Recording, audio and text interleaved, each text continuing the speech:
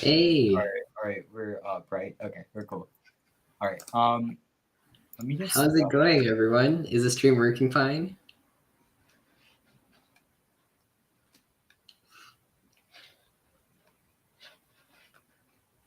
Let's see. Let us know in chat if it's working. How's your guys' day? We'll be starting soon. We'll just wait for a couple more people to join in.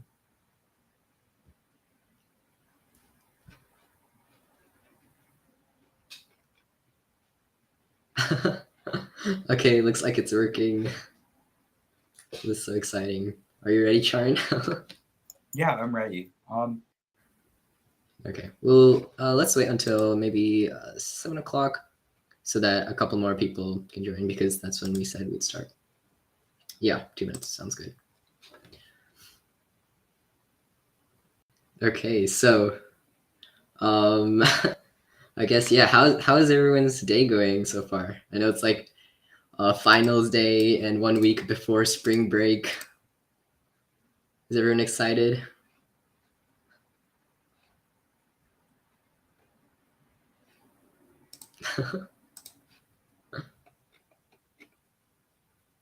Hey, Sammy.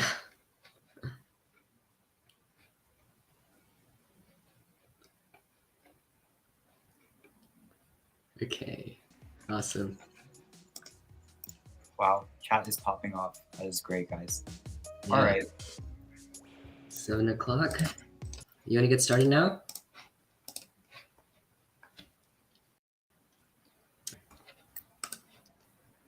So, why don't you say, let's bring up our first speaker, Mr. Rosidi, data scientist from Genentech. Hi, can you guys hear Hi, me? Mr. Rosidi. Yeah, we can hear you. How's your day? Good, good. How is everyone doing? We are doing very great. We're doing very Great. great. Yeah. Thanks for asking. I guess Okay. we'll start up with like a little introduction. So my name is Charn Ramesh Kumar. I'm the president and one of the co-founders of Infinite Career. Yeah. And as you may know, my name is Rohit Mamdipaka, another co-founder of Infinite Career. Right. So let's get to it. So how about you introduce yourself and like what do you do exactly? What's your job? Yeah. So my name is Nathan. I am a data scientist right now at Genentech. Mhm. Um, so I guess I do kind of I don't know build models, recommendation engines. Um, uh, think about data strategy, how we use data at Genentech, and how we can kind of build algorithms to help the business. That's kind of my bread and butter as a data scientist. That's mainly what most data scientists at Genentech do. Oh, I see. Okay. So I guess could you maybe go a little bit more about your duties as a data scientist? So would it be just mainly just analyzing data or like what kind of data? Yeah, so as a data scientist, I think there's several different flavors of data science. Mhm. Like it's a really broad term, but Right. it could really be it could stem anywhere from kind of understanding what users in a platform. So say that you work at Facebook or Mhm. Google, like users and what they're doing in a certain platform, and so you're analyzing a lot of that data that comes in. So like every single interaction that a user partakes in is always logged. So a lot of times what product analytics, that's kind of like a branch or a duty of data science, what they're trying to do is really understand what users are doing in a certain platform. So it's pretty like black and white there, it's cut and dry. Hmm. The next flavor of data science is building machine learning models. So that I'm sure you guys probably heard of that. Like machine learning, it's like a big, kind of buzzword these days. But a lot of that is building models that will essentially try to guess based off of historic data what future events would be, or what like users potentially would like to engage with, just what what would happen in the future is what we're trying to predict building these models. And so that's another flavor of data science. And then I would say the last thing is more like when you get more senior with your career, you're kind of building, kind of architecting that entire ecosystem, if you will. So what that means is understanding, how to store data, where to store it, how to make it accessible to your data science team. How do you build like an analytical ecosystem that's very fast, that can serve up streaming data? Just a lot of like those components of, like what does it take to actually be able to do your job? And let's go build that architecture for your team. So Right. that's So kind of like, like where I sit these mhm, days. It's kind of, I'm a little bit more like mid-career, so like I get I some of see. those kind of projects there that really enable my team to be doing those model buildings, and then also just kind of understand, product analytics and what users are doing. Does that Ah, make sense? yeah, that does. Thank Yeah. you for that. So you're basically like taking data from user interaction or previous history and then trying to find an application for it Yeah, to, yeah. absolutely. Yeah, just to give you an example, at Genentech, if you guys don't know like what Genentech is, but it's a pharma company. So we have a lot of like medical claims. We have all of the interactions of patients and doctors and their medical history, their prescribing history. Did they see an email? Did they engage in the website? Like a lot of little things we track. And we actually are able to take all of that, build recommendation engines that could actually predict whether or not a patient is going to have a certain medical condition in the future. Oh, So we're able to say that, within the next 6 months, we think this patient at this hospital will get this disease or get this condition.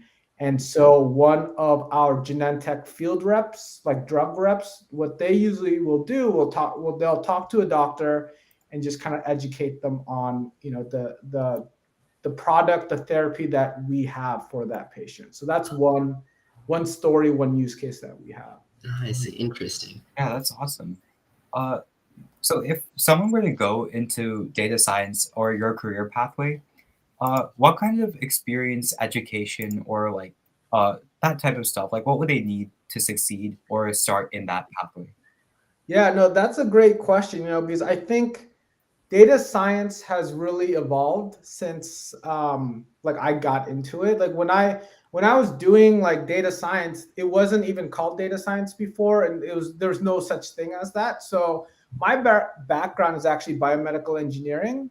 And the reason why it's biomedical engineering is because I actually started off as a CS major, Mm. and I sucked at coding at that time. So I actually just switched over to biomedical engineering. But when I did my grad degree, it was almost all coding. And so in order for me to graduate, I had to learn.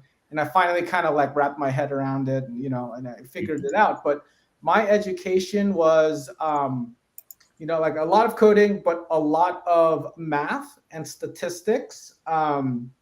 Those two things combined, I think those two kind of provide a really good foundation for data science. And so when you now go into the college, oftentimes you'll see data science majors, and a lot of that curriculum is really statistics and programming and coding, for the most part.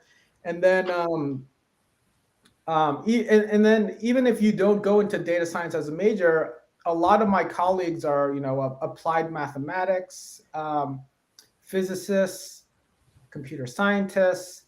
So there's a huge flavor of kind of education pathway you can kind of take. But so long as you're in some sort of STEM where you're understanding math and you're understanding programming and learning those two things, I feel like you're on a good path to become a data scientist. Ah, I see. So it's like a little bit of both math, science, computer science, and so that actually gives me a question. What other skills would you say are kind of necessary or people don't really know about when you're talking about like a data scientist? Yeah, no, that's a great question. There are two skills that I feel like are never talked about, but they'll sort of like make or break your career. Um, the first one is just understanding business, like a lot of, you can think about it as like product management in a sense where Mhm.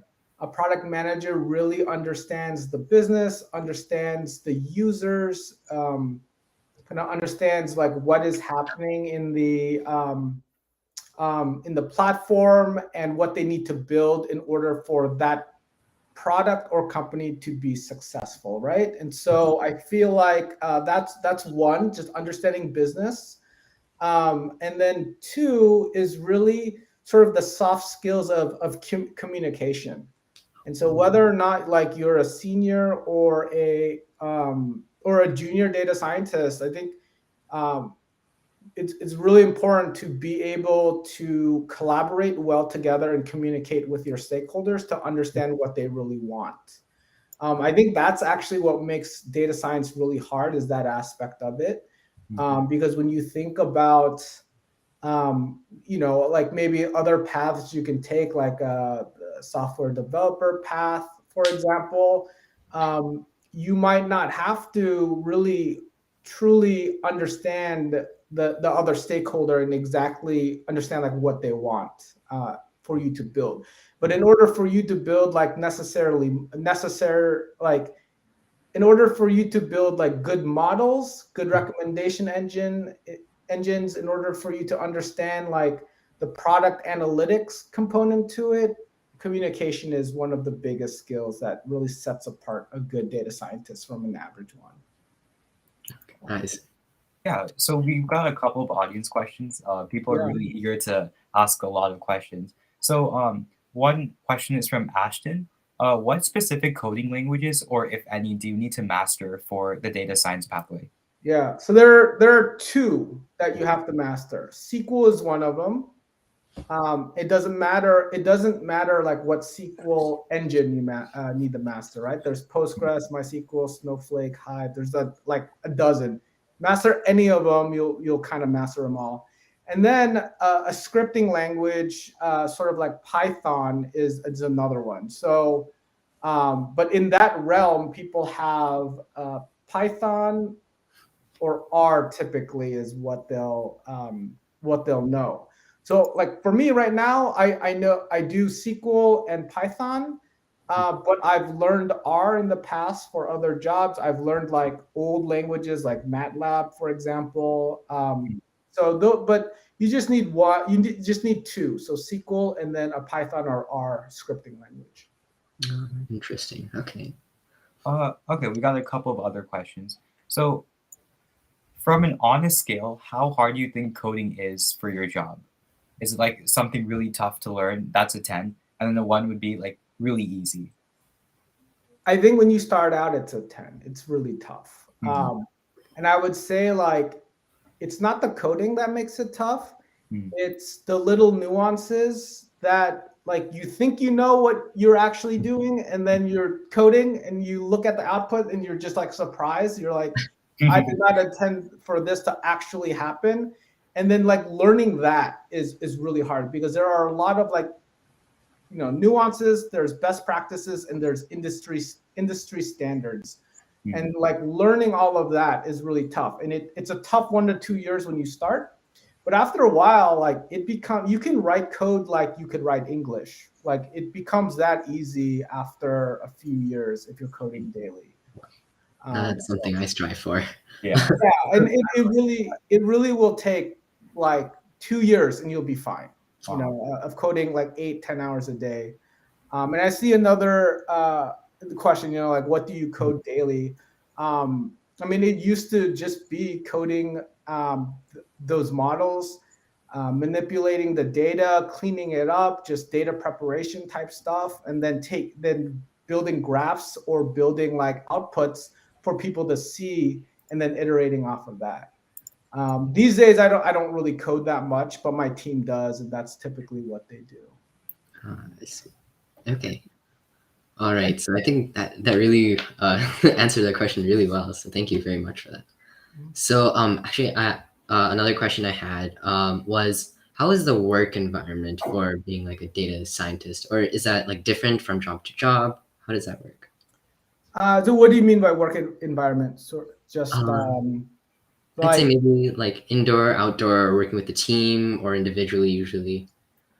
Maybe at home or at a professional setting like an office. Like yeah.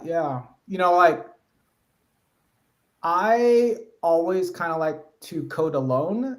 So usually what I'll do, a lot of offices nowadays in the Bay Area are kind of open office space, which makes it actually really hard to have focus time. So my environment is finding a corner in the room where nobody is at, and then just sitting there and coding. That's what I usually like to do. But the offices in the Bay Area, they're all very collaborative. So it makes it hard if you need to focus, but it's actually a lot of fun. Just kind of, it's just like school. It's just kind of goofing around a lot of times. So So there's both an upside and a downside to it. yeah, exactly. Yeah. Yeah. We're just kind of immature adults, maybe.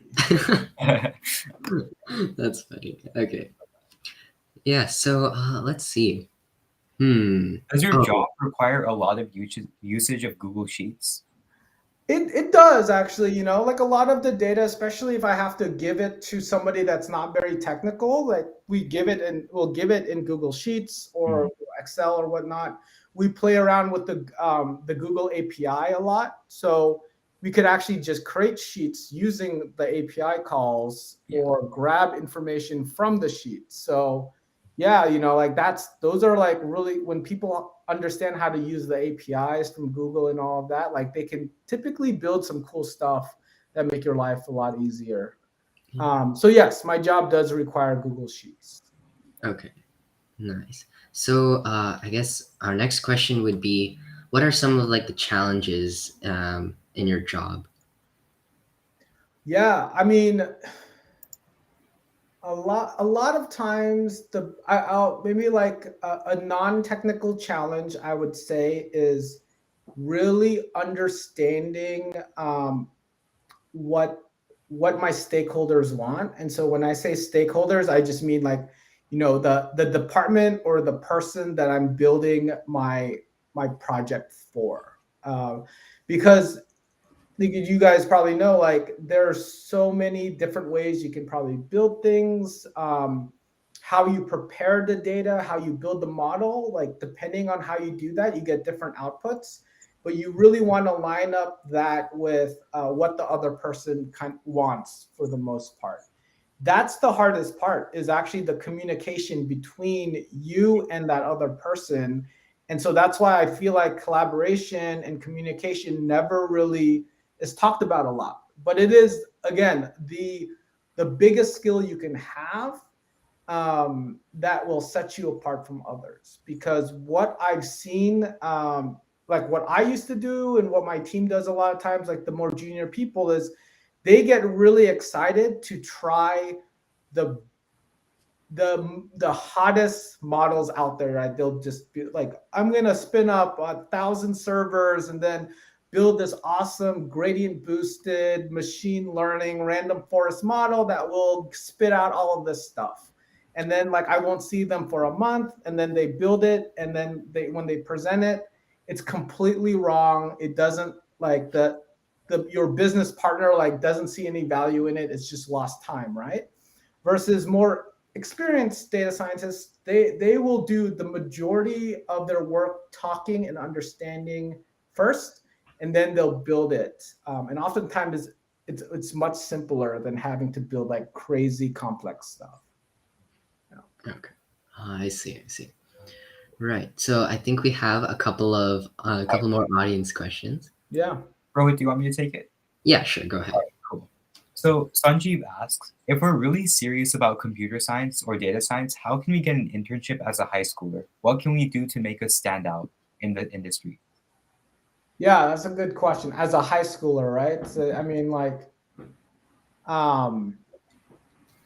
like I didn't learn coding until I went to college, and I didn't do really well. That's why I went into biomedical engineering. But I remember that every single person in my 101 computer science class, all freshmen, all 400 of them, knew how to code. So I feel like that it's getting to a point where you kind of do need to know how to code before you even step into college. But I would say that it's not really a requirement to do that. But in terms of what you can really do, like what I started doing is really understanding the industry, if that's like a if that's I mean that's maybe the best way I can explain it. Like I kept up with the news a lot. I really like understood the technology and what like was currently trending. A lot of that stuff, just understanding the industry and the technology used. And it wasn't until I got to college where I actually started to do more hands-on work, doing projects and all of that.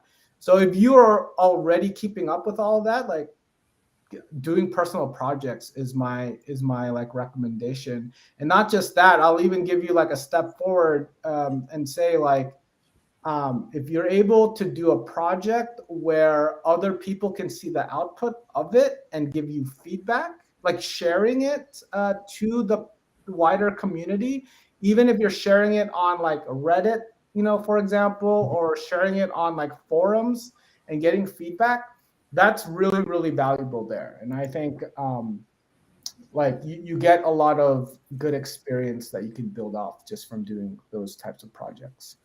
Right. So it's like you get the communication between other people so that you can improve yourself and build upon what you want to do. Yeah, that makes a lot of sense.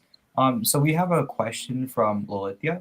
So, so I know that you did a biomedical degree back in college.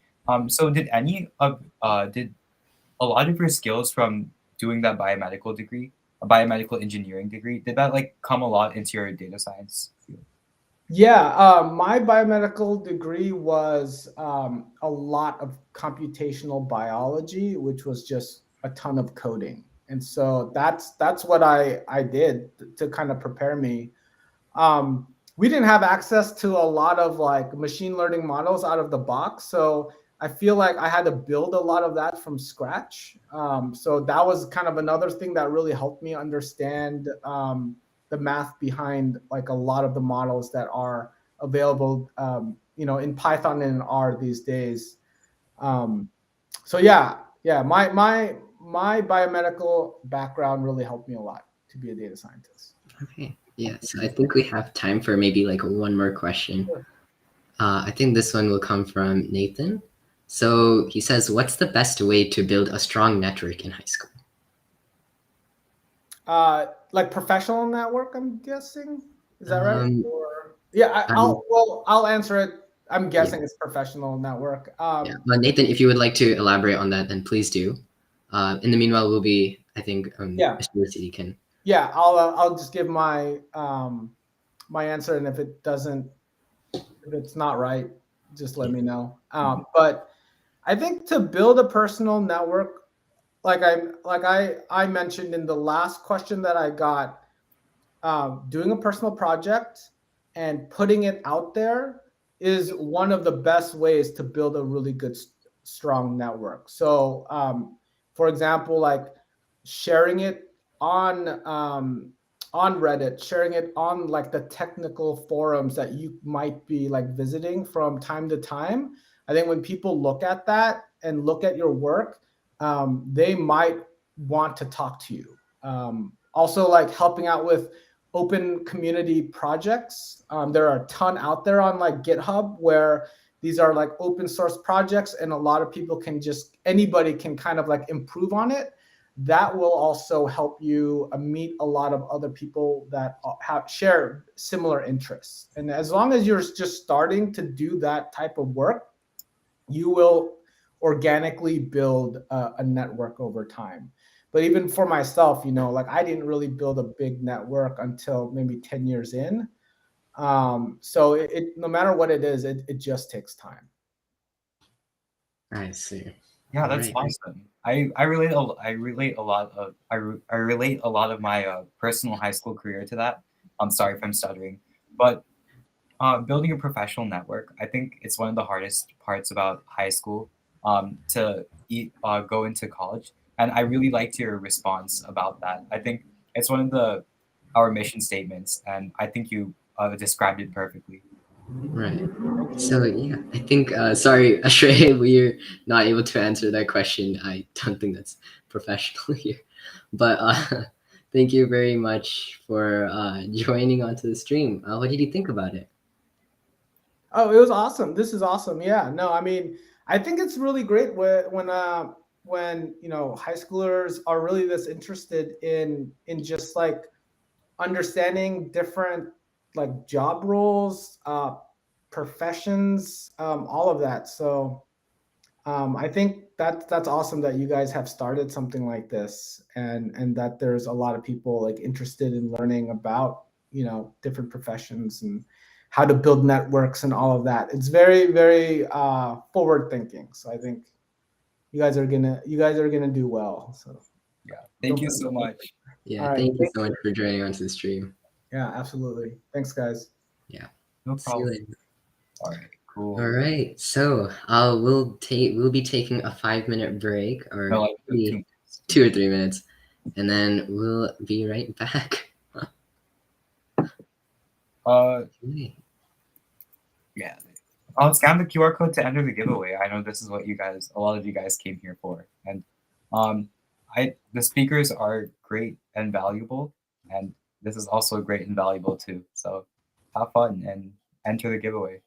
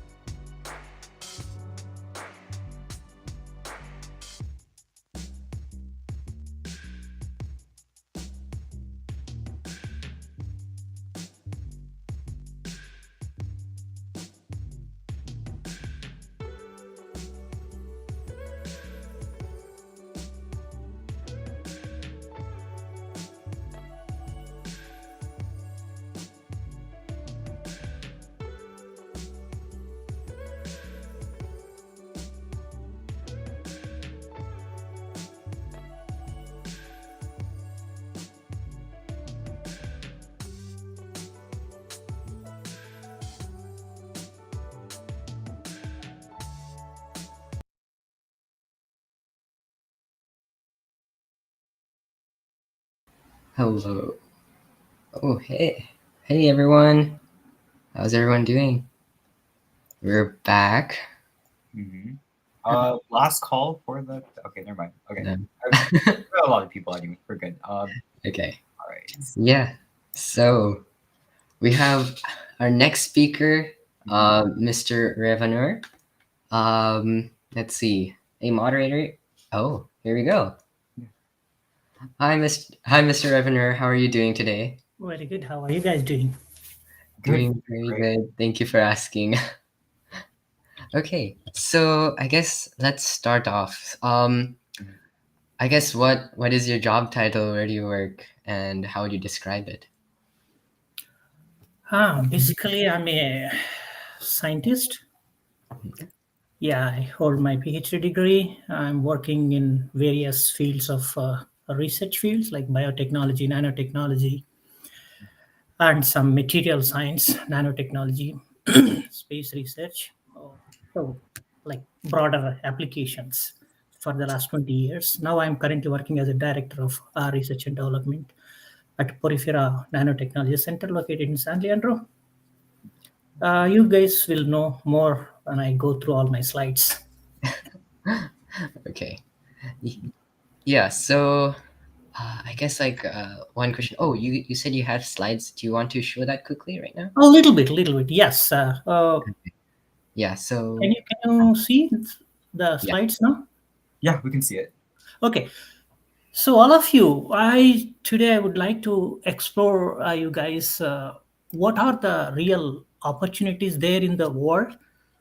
If you just little bit push yourself, for example, most of you might stop after having your master's degree, right, bachelor's degree, or whatever you say.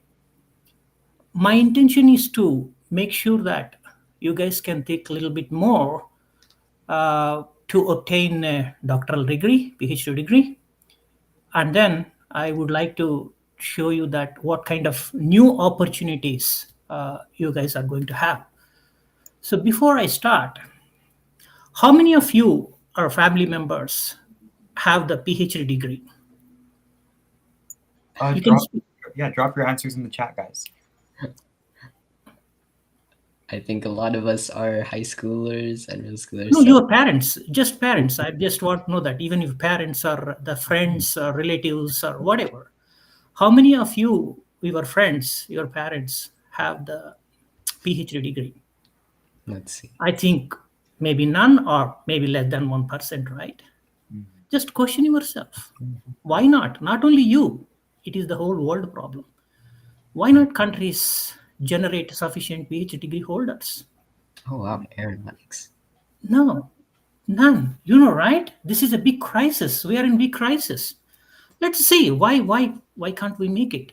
For example, high school. The average expenditure is between $0 to 16,000. If you join a private school, average. I'm telling you across the US. I'm telling you need to study for 4 years, and then you join bachelor's. Right now, you next year probably you all go again. You have to study another 4 years. For that, you have to spend between $25,000 to $50,000 per year. Correct? Mhm. And then very few people, I can say that maybe 20% of those who are in high school will go to the graduation. You are spending a whooping 120K. For example, if you want to go to some business administration or some good colleges or doctoral degree like MBBS and all this or MS degree, you need to spend as much as 120K per year. Oh wow. And then you have to spend 2 years. Now, after that, just doctoral degree. You know how much you need to spend? Zero. Moreover, you get money back in the form of scholarship. 99% of the doctoral, I mean, those who join for PhD after your graduation will get a scholarship anywhere between 20 to $30,000 per year. You need not pay anything, all your expenditures being taken care. And then you can save some money. Now tell me why you guys are not thinking going for PhD. You want to spend 120K to get your graduation. You don't need to spend any money, but none of your family members or none of you are not even thinking of going for PhD. And then very interesting thing, probably most of you may not know that. Your education stops there. After PhD, there is no education. You are not going to get any additional degree. How proud you are. You are completing the entire. You started from, means from whatever you say, that kindergarten or stage, whatever. You finished your education. There is no further degree. After PhD, you are getting nothing. You got it. Think about it. Why you are not going for PhD? It fetch you money. They give you money, but people are not going. Countries are not producing enough PhD students. It's a big crisis, not only here in USA, everywhere, every part of the world.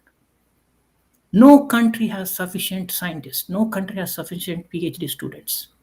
For example, myself, I came from India. I obtained my degree in India, PhD degree. Why I came this? Because this country doesn't have enough PhD students. I will talk about that. What are the other advantages by obtaining PhD degree? This is the chart I got from the US Bureau of Labor Statistics. Okay, it's not my numbers. If you get your doctoral degree, that is on the top side, your average salary is going to be 97,000 or 98,000 average salary. You can go as much as like 150K as well, starting salary, I'm telling you. But if you stop your education at bachelor degrees, look at that. Your salary is going to be 64 or 65K. So when you were getting your education, you were getting higher degrees, your salary is going up. And then not only that, your salary, I'm not talking these numbers. Look at that unemployment rate. If you stop your education at high school, the unemployment rate is close to between 5.4 to 3.7%. If you got the doctoral degree, I'm sure you don't find any unemployed person with PhD degree. I bet. Unemployment is so low, it is 1.1%. That too, I'm telling you, these are all old people, or they don't want to work, or they have started their own company. That is why still this number is there, or else I can say that it is zero. You know that? For example, if you're an IT guy, master's degree, you work for an Apple or Google company. Not for you, because most of you are born here. You ask your parents how much time they need to wait for to get their green card, right? That is a kind of life-saving visa. Everyone needs to have it before becoming a citizen. You need to wait for 8 to 10 years. But for me, in my case, you know that? I got green card in 8 months. Why? Because country doesn't have enough PhD scientists or PhD students. They have a separate quota for that. Those who got the advanced degree with PhD and all this. The vacancies are there. Just you apply for green card, you get it. This Oh, is that's this. really interesting. Yes, it is. I got my green card in 8 months. Whereas still my colleagues, those who came like 8 years back or 10 years back, still they are waiting. They're struggling, I'm telling you. So there are a lot of benefits to getting PhD. Lot of benefits. And moreover, I go back to this slide. They pay you money. You need not spend money. See, all this high school, bachelor's, graduation, you are spending money. They pay you money, and then you are getting all these advantages. Unemployment reached almost zero. Your salary will be very high. Further, I go to some other additional benefits. What you get? Not only salary, forget about those are the numbers. All this I'm talking about to secure your job or secure your. Sorry, Oh, anyone has some question or? no, I think it's Okay. okay. So I will just give you a broader aspects. What additional benefits you get with your PhD degree. First thing is that I listed some of the main things you are getting: satisfaction, motivation, greater opportunities. You could be an entrepreneur. Your voice can be heard. decision making capacity, job security, career growth. We talk most of them one by one, okay, quickly, as much as I can. First thing is that if you are a PhD holder, you are inventing or discovery, you are making some discoveries. Directly, you are helping the society. Whatever you do in the lab, whatever you do, something, it could be small thing. It could be very small thing. Don't think that scientist means, oh, we are doing certain things like, you are using it in a space and all. Never ever think like that. A wheel, one of the greatest invention so far. Greatest invention is the wheel. Right. Greatest invention wheel is done by a ordinary man. So even the small things as a PhD. Small things. Yeah, small thing. Most of us, I'm telling you, most of us are working on the smaller things. We don't need any space technology and all this because, yeah, you are working ultimately. But thing is that only less than a fraction of the people are working. Those are high tech things. 99% of the scientists are working on the general things, which is straight away affecting the society. Your products are really, removing the social injustice, human welfare. For example, I work on all these products. I'm telling you, I developed a small membrane, okay, recently, which would cost like less than like few cents. I can say that the entire bag would cost like less than 10 cents. I will tell one of this application. You see this. If you go to countries like Afghanistan, Bangladesh, even in India, right? You never get a clean water. This bag, whatever I'm showing here, it contains a small membrane. I'm telling you the cost is less than 10 cents. Just that drop this bag into muddy water. Muddy water. I'm telling you, municipal wastewater is also okay. What it does is, it sucks only the clean water. And then it converts this muddy water to a drinkable water. It is not at all a great thing. Very simple thing I did in the lab. Oh, so this is something that you guys worked on. Yes, these bags. And then after this one, what happened? These bags being used by our army people, US army people in Afghanistan. When they go to Afghanistan, they will be somewhere, anywhere, overnight or something like that. For example, if they miss the way or they get attacked, they have to hide themselves for days. They cannot even use the radio communication because the terrorist can identify them. They have to survive for a few days. What did they do? They carry this bag. They pee, right? We are getting the pee, right? They pee in one side. So this bag contains mainly two partitions, okay? One is for storing the wastewater. Another one, other side, you get automatically the clean water. Literally, they pee inside this bag. And then other side, they are getting the energy bag. Energy means you are getting the calories, 2,000, 3,000 calories. You can survive safely for 3 days Oh, wow. without having anything. So within 3 days, the friends will come, then they pick them. Okay, for example, you lost in a cave or something like that. Look at the last picture. In the Somalia, some underdeveloped countries, they are getting the energy drinks. These are energy drinks. This boy is getting almost like 5,000 calories, sorry, 500 calories, just by putting this bag in the wastewater for 10 minutes. Oh, wow. Another application, NASA scientists. Do you know that NASA astronauts, right? You see that in the International Space Station. For them, water is a kind of gold. They cannot make water. You may be surprised, right? This bag, you know what they do? One of these bags, they already have it. Every day, what they do is they don't waste the pee. Whenever they want to have the pee, just they open the bag and collect the pee here. And then I don't want to show the other pictures. The astronauts drink this water. The Oh, pee will be filtered and then it converts into very clean, very neat. I'm telling you, you don't find even a single bacteria. 99.9999% pure water. It is pure than whatever you have the bottled water. I'm telling you. Oh, wow. So how do you guys do like this development and research and everything? That is exactly what you said. Wow, wow, wow, 3 times. It is a very simple, basic research. That's what I'm telling you. Interesting. Okay. So don't think that what I mean to say that scientists are a kind of big people, big things. No, no, no, no. We do very, very, very, very, very simple thing. But we get very big satisfaction because look at that. When I see all this, wherever you see, not only this, I'm giving you one example.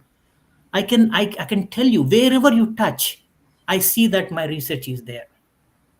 Because your job, your profession is to do something that gives you ultimate motivation. I see. Wow, you are going there. You are motivated. Again, work. Again, work. I'm not talking about your salary, title. Those are automatically you are going to get it.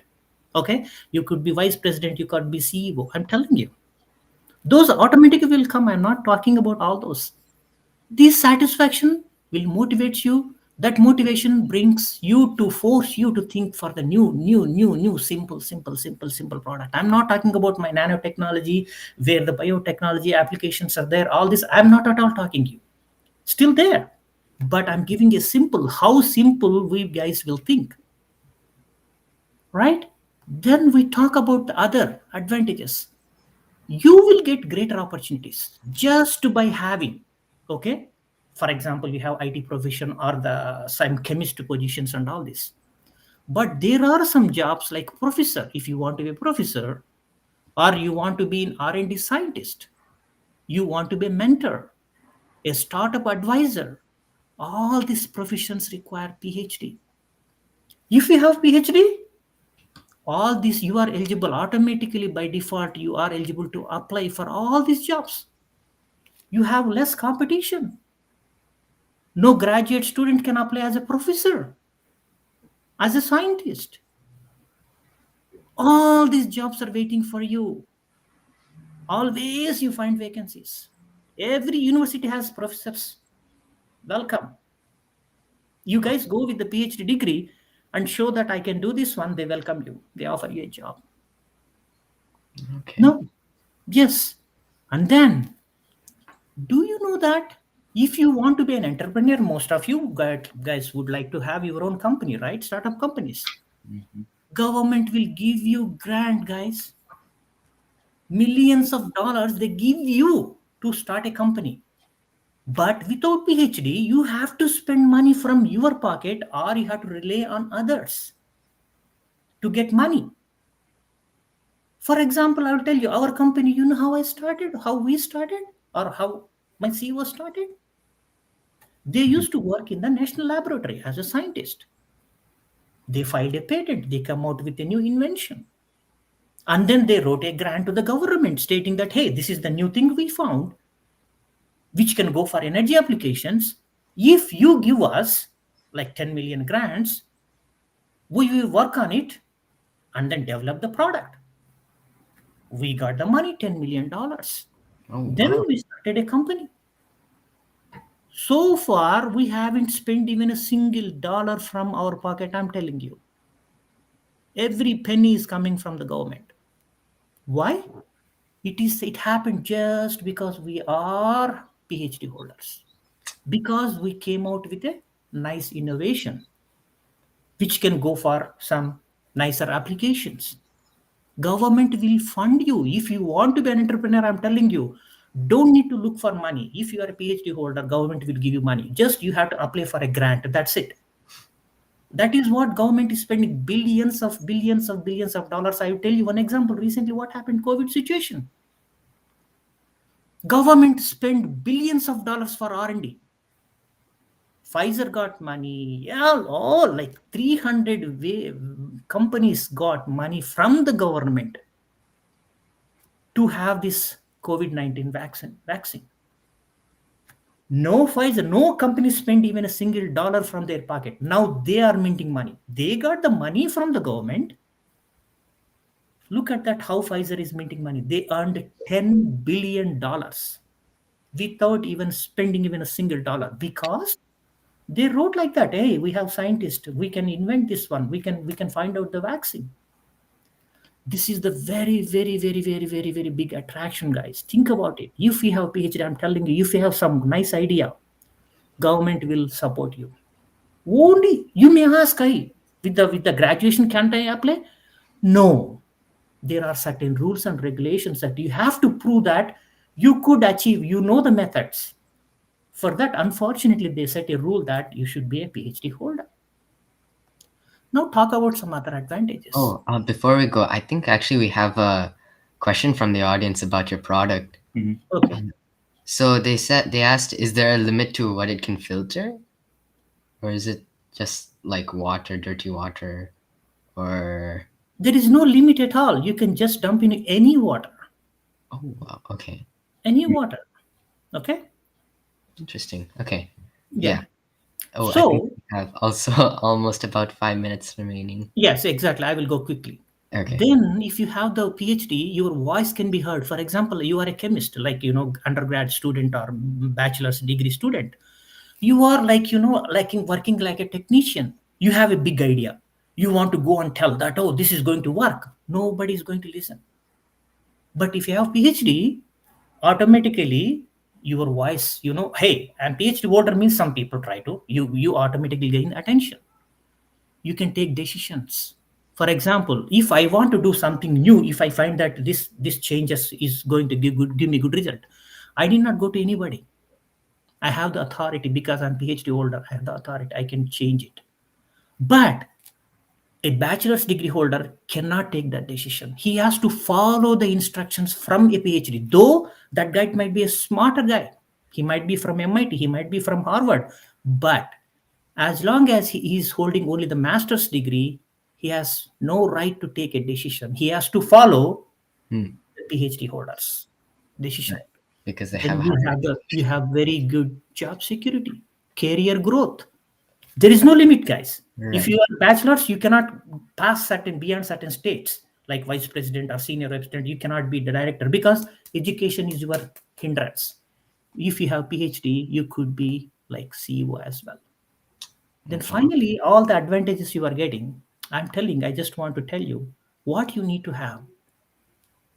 The success rate of innovation is only less than 3%. Means if you are working on something, your success rate, like COVID, right? I'm telling you this example. How many people in the world worked, right? Millions of people, I'm telling you. Millions of people worked on to come out with the vaccination, right? How many companies got success? Only three.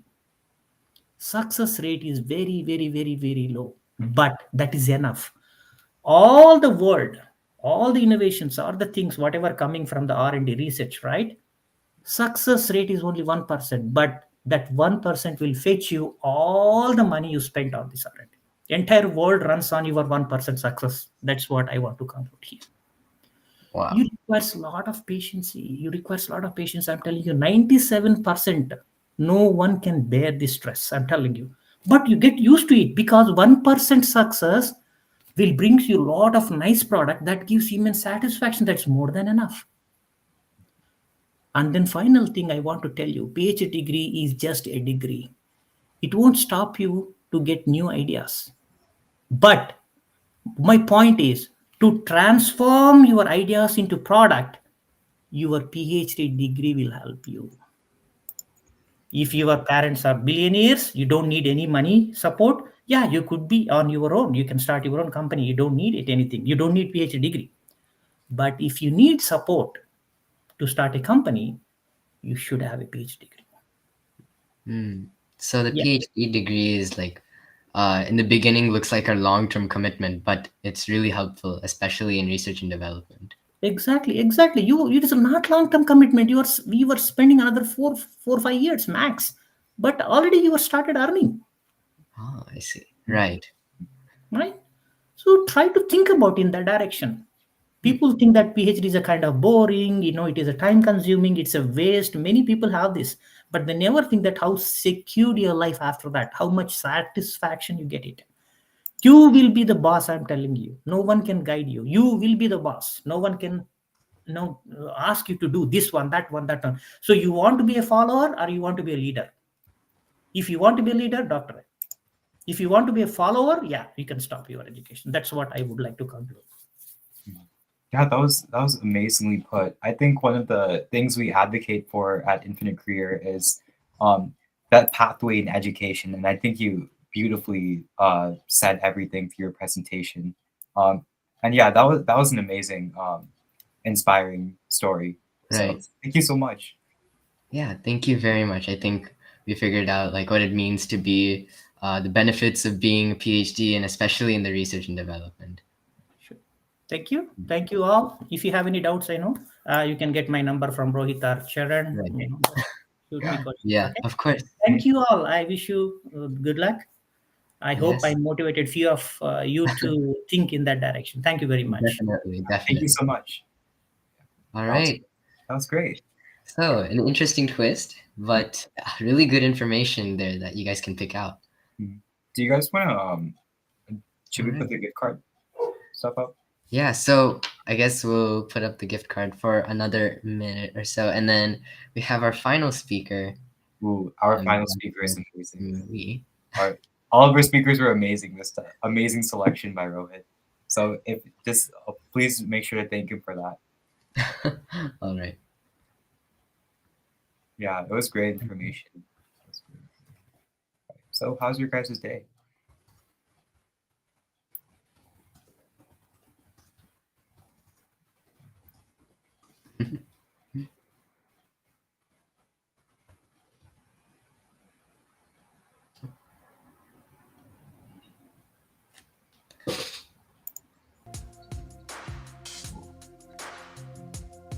Okay.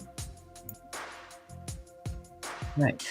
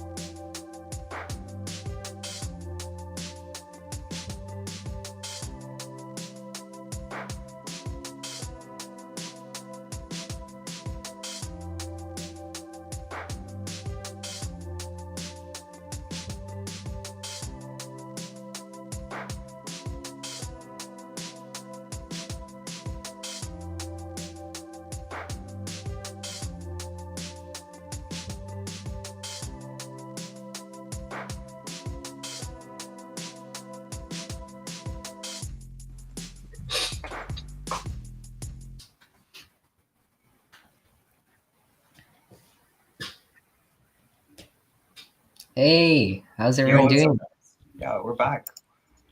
Oh, can you guys hear me? My mic was a little bad. All right. So our next speaker is here, Dr. Mui. Moderator, would you like to connect us with him? Mhm. Hey, hi, Dr. Mui. How are you Hi, doing? hi everybody. You know, I am pretty amazed at this program. I'm very curious about now that I've heard 10 minutes of your previous speaker. Is what this program is. Yeah. Well, as you know, we are trying to educate our fellow high school and school students about different career paths, Mhm. and we were hoping that you would be able to talk to us about your experience in the research field. Is it all right if we introduce ourselves? Please do. Yeah. Okay. So my name is Charner Mesh Kumar. I'm the president and one of the co-founders of Infinite Career. Right, and I'm Rohit Mamanipaka, another co-founder. So nice to meet you. Fantastic. Are you both juniors, seniors in high school? What are you? We're Juniors. both juniors. Wow. Yeah. You know, for many of you who are applying to college, what Rohit and Sharon are doing are exactly what colleges are looking for. Lord. Let's go. Well, So in other words, if you are having a officer election coming up, people should sign up. yeah, definitely. If you guys want, join our Discord. We need some help starting up recent ventures that we're doing. Mhm. Right. So I guess with that, let's get started. Sure. So I guess how would you describe your job and what you do? Sure. You know, I think you are based in Fremont, right? Aren't you in Fremont? Yeah. Yeah. So I work in a company that has a large number of employees based in Fremont. So I suspect we have some Salesforce employees who are parents here tonight. Um, so um, so hopefully I also get to meet many of your parents in the hallway. So I work for a company called Salesforce, and it is a enterprise computing company. And I work on technology strategy. I work on actually one way I tell my fourth grader what I do is I primarily set up meetings and I run meetings for the company.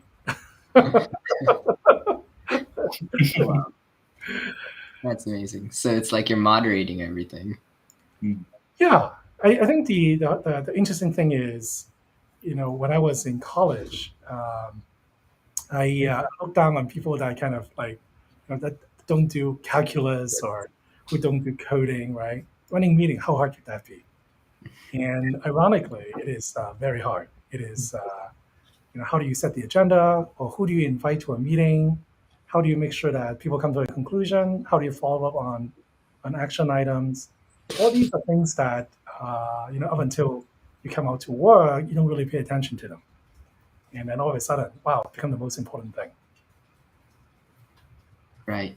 Mhm. Okay. So I guess our next question would be like, what are some of the duties that you do or duties that you have?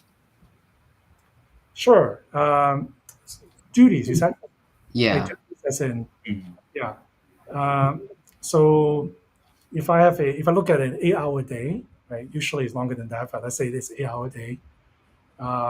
In my case, because I'm on this, I guess it's a senior vice president, right? Um, I don't actually do coding, right? Mhm. Don't actually do math calculations, right? But instead, look at my calendar. Basically, starting at 8:30, right, all the way down, it's all meetings, Uh-huh. and I coordinate across the company worldwide on technology initiatives, uh, or you know, some fancy terms such as like what are long range plans for the company or technology area. How do we make sure that different people are aligned, right? Which is another big word that Uh-huh. that doesn't make a lot of sense until you come out to work. How do we prioritize things? Mm. Um, so a lot of it is really, you know, just running meetings, as I was mentioning. But I think the thing to mention how that relates to everyone's work, right, in high school and college, is in order to kind of understand um, how to prioritize things or what are important, to choose from a needle from a haystack of what to focus on, you kind of need to know what's going on. And to do that, you really need to have the technical background, and then, of course, the soft people skill, right, to be able to bring people together to do things. Yeah, that was an amazing response to the question. I think that really brightened up the kind of background on what you do running meetings. Meetings are great, and that brings me to my next question. What kinds of qualification, experience, and other sort of things do you need to get into the pathway that you're doing right now? So let's go back to the previous speaker. I heard the last few minutes of his talk. Um, so I think one of his main point is it's good to get a PhD. I think, right? Is that one of his point? Yeah, Yeah. great. So I happen to have a PhD, and I have to say it helps a lot, right? Uh, Especially if it's a PhD in an area that's relevant, like computer science or engineering or aerospace or whatever it is.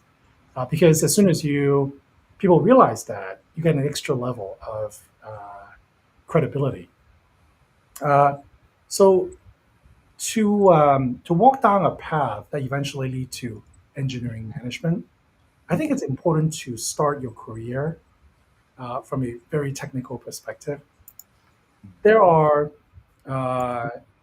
some people who go to a liberal arts college and eventually becomes a wonderful manager, and there are cases like that. And in fact, my manager is one of those. He's co-founder of the company. But those are real exceptions, right? Those are not the rules. So the most successful engineering managers that I know, they all came from a coding background, and then eventually either do some product management or go into technical program management. But some staying as a individual contributor throughout their lives, and eventually rise up to become distinguished architects for a company. So there isn't really a fixed path other than just like any good career, it's good to build on sound foundation. Mhm. And when it comes to engineering management, I think the sound foundation is a strong understanding of not only the technical subject area, but the processes in which products and tools are put together. And there's no other way around it other than you just have to hack it through your early years. Yeah, so that kind of brings me to my next question. What are some associated challenges with the job that you're currently in? So almost always it's about people, yeah. Um, so some people like to think about organizations as full of politics and full of schemes and machinations and so on. But let me say, there is no human organization, including a family, as small as an organization of two people, where there is no politics, right? So politics is nothing more than when you get together with people, it's a negotiation between what you want and what some of the people in the organization wants. And very often, unless it is an exact replica of you, you never exactly want the same thing. Right? Even when you want the same thing, there's limited resources that you have to fight over. So the hardest part of I think engineering management is to first understand that politics is just politics. It's just the nature of it's like the air that we breathe. How many breath per second do we breathe in is up to you, but hopefully you won't hyperventilate nor hypoventilate. It's about how you manage it so that you have an optimal operation of the organization that you're working with. I think the tricky thing for many engineers coming up the ranks is the first moment that they saw this is politics, this is BS, right? I don't want to do this anymore. I'm going to give up, right? Then they went back to become a coder and go to the basement with a cook can in hand and a headphone, right? I think that is giving up too early. I think there's a lot of power in leveraging people to get everyone more of what they want. And at the heart of that is how to work with people, whether you call that politics or not. Uh, so, Yeah, that was a great response. I really like the way you talked about the emphasis on working with people. And that brings us to an audience question. What do you think justifies the leap from just technical jobs to technical leadership? Like what factors? I don't understand the question. One more time. It's I think to generalize the question, it's like what differentiates a follower from a leader in, I in see. the job industry? Yeah. So, there are many leadership types, of course, right? There's no like when everyone think of a textbook leader, right? There's no such thing. But generally, people think about George Washington, the commander of an army. When he says "go east," everybody goes east, right? When he says "stop," everyone stops. That's a very rare type of a leadership, right? So-called command and control leader. It's very rare, and even when it does happen, it's very often fraught with a lot of tricky issues. Well, in fact, we are seeing right now in the world one such type of leadership. Uh, when you look at a war, generally it's led by somebody who says we need to do that, and everybody follow, right? Whether that's the right kind of leadership or not, right? It's arguable. And then there's the follower leadership, right? So by the way, this is a very rich area of management research, and I suspect there are probably tens of thousands of pages written on how many types of leaders there are. The typology of leadership, right, is numerous. But follower leadership are those that are so-called servant leaders, right? Mhm. And I suspect the two of you probably feels a little bit like that, where you are offering a service of value to people. Right. You get, I don't know how many people come into the meeting today. People come to the meeting today not because you tell them come, right? Right. Pick up your Saturday night and spend 2 hours with us, right? I don't think I suspect very few people in this meeting are in that category. But you offer a service, and you say, hey, general population of the high school, I would like to do something of value to you, and people come and follow you, right? Right. This is a very special kind of leadership, and oftentimes very attractive. Now, of course, servant leadership also has its drawback. The drawback is it's almost the opposite, right? If you simply offer what people want, then at a certain point, maybe the mob, I'm sorry to call the audience here the mob, may not necessarily know what it wants best. Why is that? So, the famous rule of if in the 1900s, if you ask people, do they want an automobile or a faster horse, they would all want a faster horse. So servant leadership then is going to say, let's get rid of this ugly and smelly and noisy thing called the automobile, and let's build more. What do you call cow paths instead? And as servant leaders, right? You can argue that that's probably at a certain point in time you need a different type of leaders. Interesting. And, so let me stop there. I could probably go on this leadership thing for like. There are a lot of things that people can research about that. Okay. Yeah. So I guess a question that I had were like maybe what are some of the projects that you worked on, and how you like contributed or what they were about. Yeah. So let me talk about a project that I did 10 years ago, and it's still quite popular today. So in 2005, I was working at Google, and we bought a company called Urchin, and eventually, I was one of the product managers that was brought in to bring this product called Urchin into a software as a service thing called Google Analytics.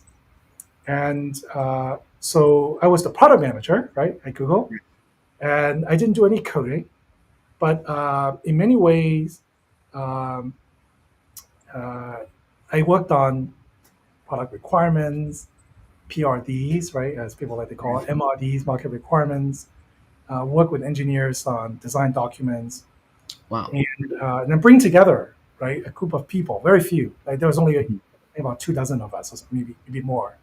And eventually it was launched, and I suspect this website that hosted your page is probably tracked using Google Analytics today.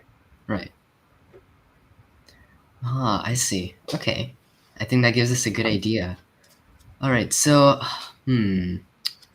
let's see. I guess another question that we have is, if people are interested in going down the certain path, like what would they do? How would they start? At least in high school, mainly. Yeah. So if I could just step back, and I was very affected by the talk of the previous speaker, right? Right. I could sense his passion, right, Mhm. for PhD and doing research, and Right. a certain sense of, let's do not necessarily the glamorous, but let's do the really useful research to help the maximum number of people, right? Right. So before I think any of you decided that you want to go down a certain path, that path may not necessarily be engineering management, right? It could be a research path, like the speaker that just came before me, Right. or you may want to go down a financial path Mhm. to become a Wall Street banker, right? I think the most important thing before you decide go down a path and commit Mhm. is to ask yourself what makes you wake up in the morning and be excited. Okay. So what I mean by that is, I don't necessarily mean it's probably not the case that everyone should pursue their passion, right? Whatever that means. Mm. Some people say they're passionate about doing something that that could lead to financial ruin, right? It's potentially possible. Right. So generically, I think asking the question of what makes you tick, what makes you wake up in the morning, even when it's a rainy day and you're tired, is a very important thing. Is it that you would like to get to financial security? Right? I suspect for many American students, this is less likely the reason, but for many immigrant families, that could be the case. Then in which case, the path that you choose can be very different. Is it to change the world, right? Which is the Silicon Valley mentality, where you want to create the next Facebook, maybe not Facebook, right? Maybe the next Google, right? Or the next Salesforce, whatever. Is it to become famous, right? You don't necessarily want to change the world as long as everyone know who you are. It's possible. There are people like Right. that. If you like Instagram, yeah, you're more likely in that category. Yeah. I think that elaborates on what Infinite Career is all about. Like, you want to go into something that makes you tick. Like, you want to go into this industry and you want to like work in on it, be passionate about it. Like you mentioned the last speaker, and you yourself are very passionate about what you do. And I think that's a really great response. Yeah, so I guess I didn't quite answer your question. Do you want me to answer your specific question about engineering management, or we're okay with that? Yeah, I think we're okay. Yeah, I think we're okay with that. All right. Yeah. So, all right. Okay. So let's see. Okay. Yeah. So one question that I had here was, how about like what are some previous jobs that you had before taking on this position? Yeah, sure. My very first job was in high school. I still remember the name of the company, but the company is no longer in existence. I worked as a laboratory assistant, and that's a fancy way of saying I cleaned beakers and pipettes. Oh my God. And it was a pharmaceutical company in the East Bay. Hmm. And that was okay. I guess that's why I didn't go into chemistry or something. And then my first real job, I guess, I worked for HP. So in the 90s, I worked in the HP labs, and back then it was if you're any good at what you do, you go to either AT&T Bell Labs or HP Labs, right here in the West Coast. Uh, and I was a software developer for HP during the summer when I was a student at MIT. Yeah, Ah, I see. and then Okay. I guess after college, after MIT, I worked for the U.S. government. Um, I was a Marshall Scholar and happened to Mhm. work for the Department of Health and Human Services, and I was a program analyst where I designed or helped put together some collaboration between the U.S. and the UK. That was a lot of fun. But then I went back to do my PhD, also at MIT. I started a company after that, worked at Google, and here I am working for Salesforce. Oh wow. So there's a lot of jobs that you went through. So how did you like figure out what you wanted to do or where did you want to go? Yeah, so I'm going to quote someone that many of you will have read his commencement speech, Steve Jobs. It is a lot harder to connect the dots when you look ahead of you. It's a lot easier to connect the dots when you look backward, right? Mm-hmm. And if you don't know the reference to that, I think I encourage everyone here to listen to Steve Jobs' commencement speech in 2005. It's one of the most incredible, inspirational, and useful speech you will ever hear. So it wasn't clear to me initially that the path that I ended up today was what I wanted to do with life. I was a medical student actually Oh. in between, and I had since high school wanted to become a medical doctor. Right, that's why I worked at a pharmaceutical company, Hmm. and I couldn't, and I basically left Harvard Medical School after the first year, and the reason is nothing more than I was in MIT in 1990s at the beginning of the revolution, of the greatest revolution humankind has ever seen. Right. People that are sitting around me were people that invented the internet and the web. How can you not get excited when you're in the middle of that? Right. And my roommates started 3 companies. Right? Mhm. I started one. So I think for the advice you're looking for, find things you are naturally curious about. Be curious. I think I might have copied Steve Jobs on that, right? Be curious. Maybe. And, I'll check that out again. and really, double down Mhm. to become the world's very best in whatever it is that you find your passion in. Hopefully, Right. it's something that is financially viable. Uh, and just so the I know the word nerd may not have the most positive connotation, right? Mhm. I think it's very important to be proud of being a nerd. Yeah. Okay, to be that math nerd or the physics nerd or the chemistry nerd, right? Nothing I wrong with would that. I So would maybe consider other myself a people, nerd in school. is that right? Okay. Uh, so people call you a nerd because they cannot do what you do. That's the reason why they are jealous, right? Yeah. And when you're a nerd, essentially, it means you're spending more time, more brain power, and more of your energy on one subject area than anyone else. And if you happen to be naturally inclined, the more hours you spend in that area, the better you become. And the harder it is for everyone else in the world to understand what you're talking about. And I would encourage everyone, right, who's listening, find what you are interested in, be proud to be a nerd. Don't get distracted by people that come by to say, come to this Wall Street. You will make 2 times the amount of money. Or become a management consultant. Because I have seen more management consultants after a few years who don't quite know what to do with their life because they don't have a real skill. Mm. Be passionate. Be passionate. I think Steve Jobs' word is be foolish. That's a good way of putting Yeah, it. that is really So I think we have like maybe two more questions left. So I guess our first question comes from the audience. Nathan, he has does Salesforce offer internship programs directed towards high schoolers? And if so, what are the established pathways towards getting there?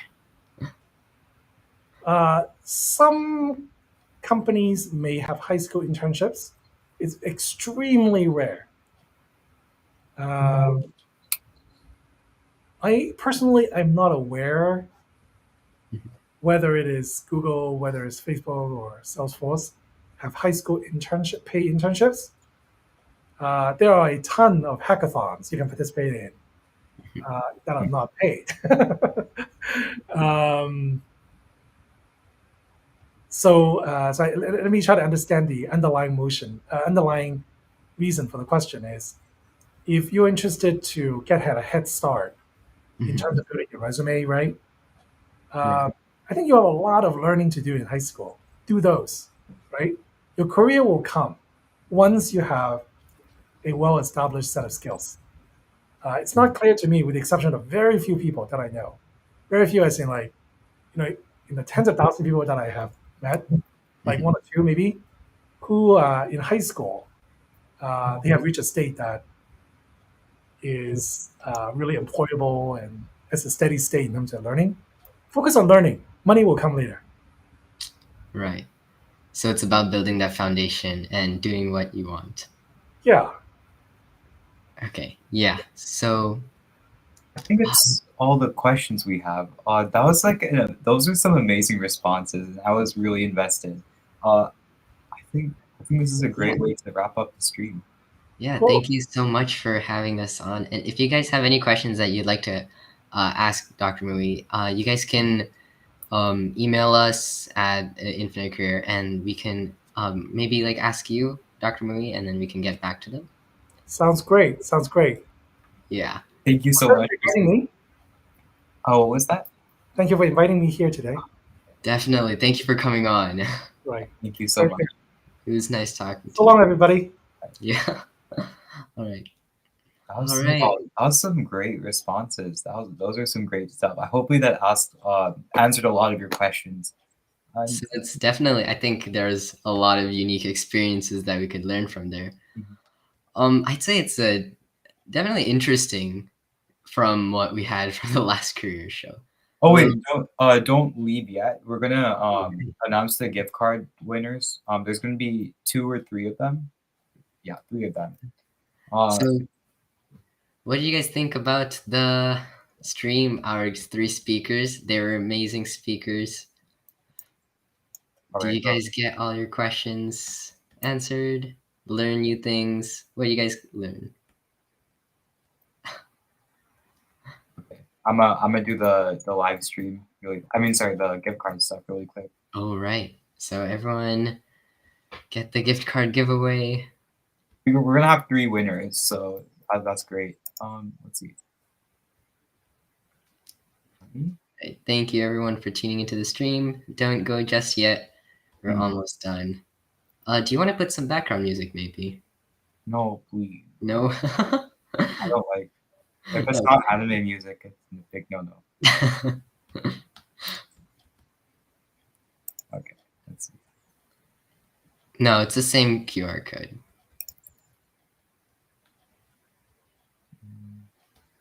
Okay, let's see. Okay, let me write the winners down. Hold up. Okay, and we got the winners. Oh wait. Let me just write them down. We have to make sure that they're here. Oh yeah. Okay, I'll write their names down and then I'll see if they're here. Okay. I'm rolling. Okay.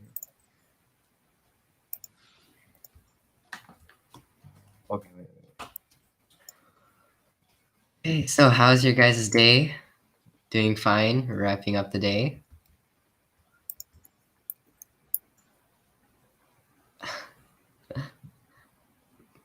Flat broke. Well, let's see. It's luck of the draw. Yeah, almost done, guys. Almost done.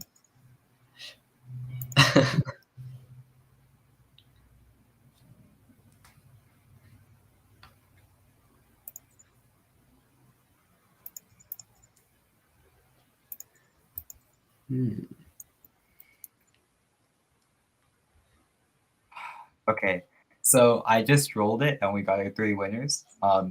Our stream moderator will put the names on the screen. Okay. Sorry, Nathan. Yeah. All right, well, that's getting set up. Your names will pop up on the screen any minute now. That's your cue. Okay, there you go. Those are the winners. Congratulations to Sammy, Shrey, and Nathan for winning the gift cards. Please put something in the chat so we can make sure that you guys are here. Okay, so Sammy and Nathan are here. Okay. Oh, is Shrey here? With Shrey here, well, let's give him like 20 seconds. Let's give him like 20 seconds. Dude, Nathan, you won. Wait, why are you saying it's rigged? It's in your favor if it's rigged. It's not rigged. It's not rigged. I promise. Okay, and we got our. Okay, we got Shrey. They are here.